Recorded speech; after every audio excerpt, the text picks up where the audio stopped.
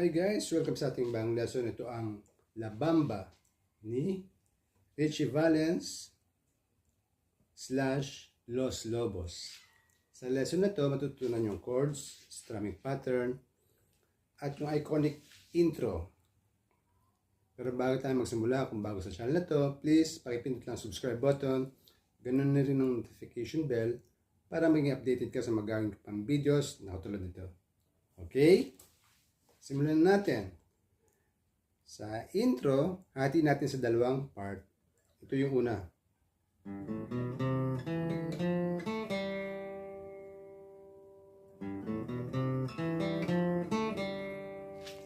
So yun ay, simula tayo sa 6 strings, 3rd.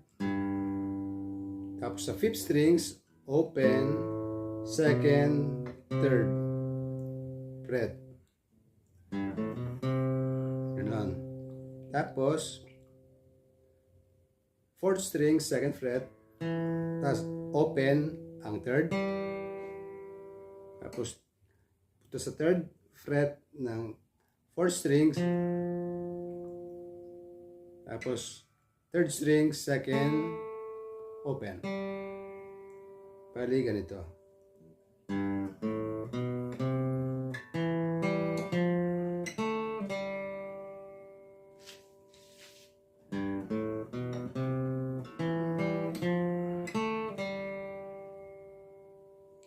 Yan yung unang part natin ng intro.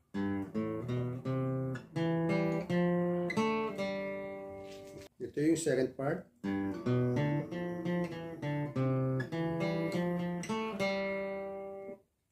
Okay?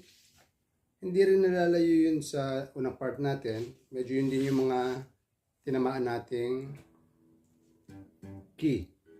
Simula tayo sa 6 strings, 3rd fret.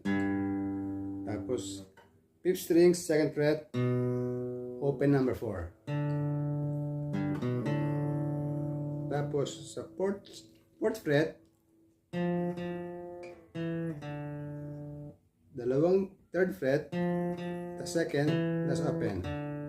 Balik ganito na.